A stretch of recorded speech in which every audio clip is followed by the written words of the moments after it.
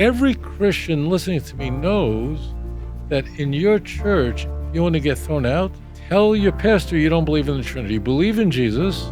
That is your exit door out. They will throw you out on your head.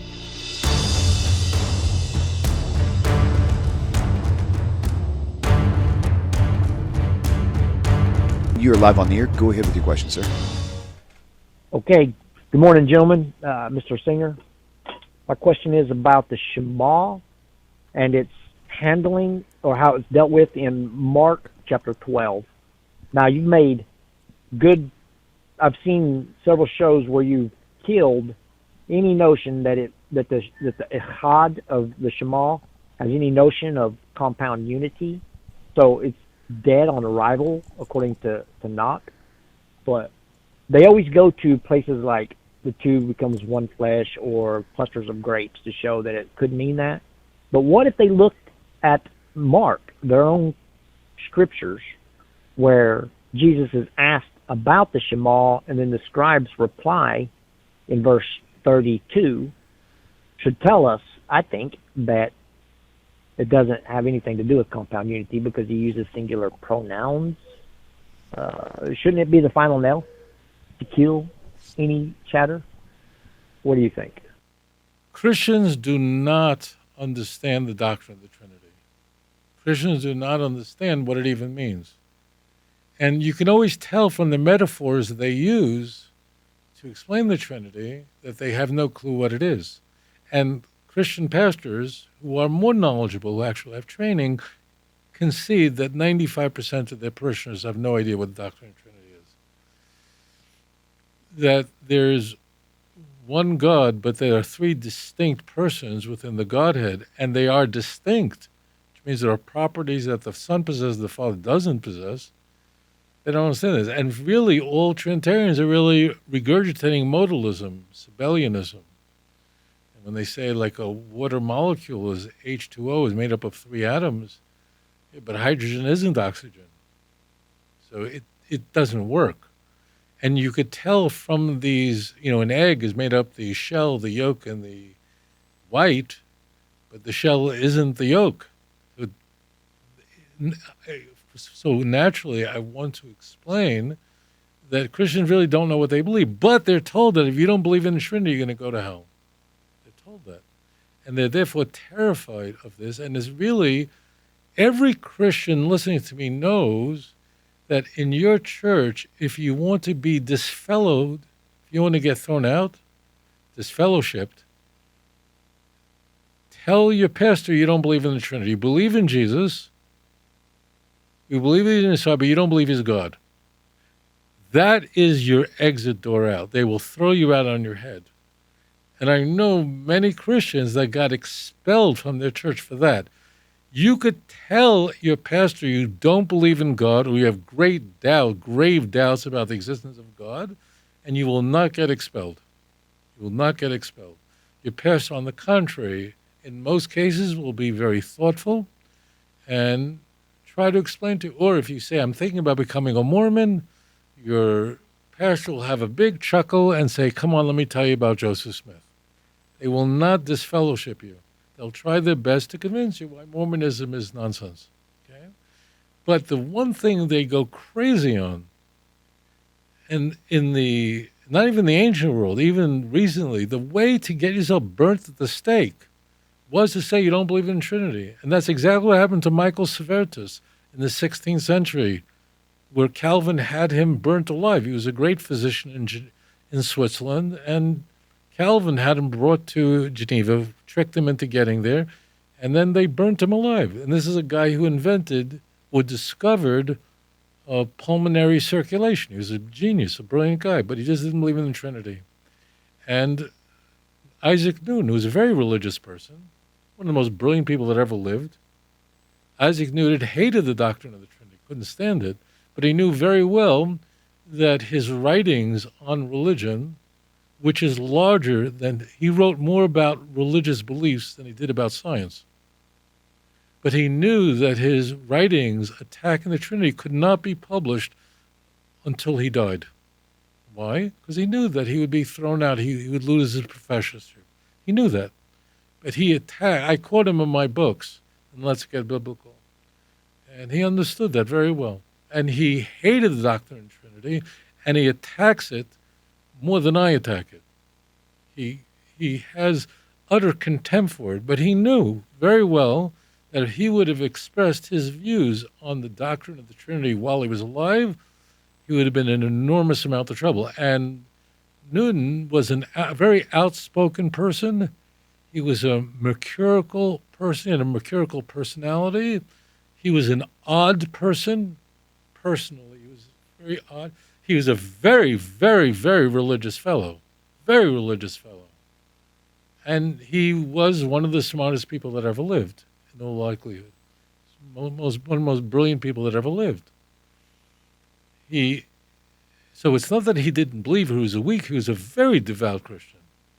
In fact, he wanted to be like Jesus so much that he remained celibate. He never got married in his whole life. He lived a fairly long life. So now we can go back to your question. The earliest Christians did not believe that Jesus was fully God and equal to the Father. That's a later Christian development. Now, that does not mean that early Christians didn't think that Jesus was a God or that the divinity laid in him. That they did believe, that he was in that scheme of gods of the Greco-Roman world, that there was the great god Zeus, or its version in the Roman Empire, Jupiter, but then there were lesser gods, the kinds of gods that you would encounter on Mount Olympus, and lower tier gods. And Jesus was divine, but he was not the great God, and he was completely subordinate to the Father. And anytime you have verses in the Christian Bible, which there are a few, which seem to imply that Jesus is God, it means that they are of the same agency of God, that they're all, and in fact, we see this explicitly in John 17:11, which is the highest Christology, where Jesus, in his farewell discourse, which is the longest dialogue in the entire Christian Bible, that extends for 4 chapters, 13, 14, 15, 16, 17, 13, 14, 15, 16, 17, 5 chapters, 5 chapters. Okay? It's the longest discourse. And Jesus talking to God. He says in his prayer to God, so you see clearly the author of John, he prays that the disciples should be one as we are one. So you see this explicitly in the Christian Bible. But Christians don't understand this. They don't understand it. But they don't realize that the authors of the Christian Bible were not Trinitarians. It's not that the word Trinity isn't there. It's the idea that the Father and Son are co-eternal and that the Son is fully God is not in the Christian Bible at all. God could give honor to the Son, as you find in the Carmen Christi of Philippians 2:11, 2:6-11, which is a very high Christology, where God, because Jesus did not grab what did not belong to him, so God then gives him all the honors that you find in Isaiah 45, but God has to give it to him because he didn't boast. And the context is that Paul is telling fellow Christians not to be boastful, but humble yourself and be like Christ, who did not seize which didn't belong to him. So Jesus is a divine being in that world. Now, we don't live in such a world. We live in a world where people are either monotheist or agnostic. Paganism, polytheism is not tenable anymore. The science, we know too much about it. We know it's all the same stuff. So it is for this reason that Christians don't see this. They're threatened they're going to go to hell. And you're right. When you look at, as an example, Mark chapter 12, verse 32, or you could look at so many passages when Jesus is approached in the Gospels by a rich man. "Oh, good teacher, what can I do to achieve eternal life?" Jesus' response is not to explain to him, but first to castigate him and say, "Why do you call me good? There's no one good but God." Okay? Well, why does he say that? It's in the Gospels. So Jesus, I'm not saying that conversation never occurred. But it is clear that the writers of the Christian Bible, in this case the Synoptic Gospels, That was their view of Jesus. This is very, very critical, that Jesus did not possess the mind of God, and therefore, in the same book, Mark, chapter 13, verse 32, Jesus doesn't know things that only the Father knows. And remember, in Christian theology, Jesus is fully God and fully man. His humanity does not diminish from his divinity. Very important. And so, therefore, you can have 100 examples of this. In John, I'm steelmanning. John is a steelman because John, we find the highest Christology. John, Jesus cannot do anything of his own accord, but only of the one who sent me. John chapter 5, openly there.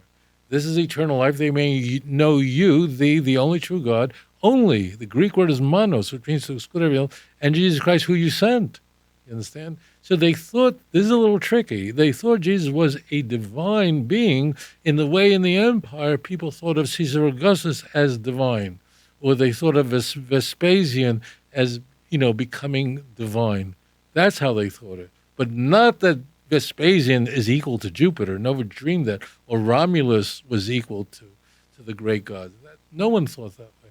So therefore, the author of Mark, which is the earliest gospel, we find the most primitive Christology where Jesus really doesn't find out that he's divine until his baptism. This is very unique if you look. So Mark, chronologically, is the earliest of the four gospels. I used to think it was written about 70. I now think it's probably written a few years later than that, probably 75. Although that's not the consensus, I'm more persuaded of that. But it doesn't matter. In Mark's view, Jesus wasn't born or wasn't conceived supernaturally, but rather he was adopted and becomes the Son of God at his baptism. And if you look carefully at Mark's baptism, which follows the incipit, which is right in chapter 1, you see that the voice from heaven at his baptism is, you are my son. Right? You are my son, second person. So Jesus being told in the second person that you're my son. If you look carefully at Matthew and Luke, this is my son. Why the change in the pronouns? The shift is there that in Matthew and Luke, Jesus was already God's son at his conception. So therefore, he's not being informed that you are my son in Matthew and Luke, because he already is God's son. He was God's son from his conception. Because remember, only Matthew and Luke has Jesus conceived to a virgin. Mark, there's no virgin birth. As far as Mark is concerned, there's nothing unusual about Jesus' conception or birth. So notice the pronoun in the proclamation from heaven. There's a very critical shift. So you are my son, to this is my son. Because in Matthew and Luke, everyone else is being informed that Jesus is God's son. Ready. By the time we get to John already, the baptism, although John the Baptist is there, and he's there from pretty early on, right from the get-go, but the actual scene of Jesus being baptized is not there. If you enjoyed this program, please like and subscribe. אדון עולם אשר מלך בטרם כל יציר נברא עת נעשה בחפצו כל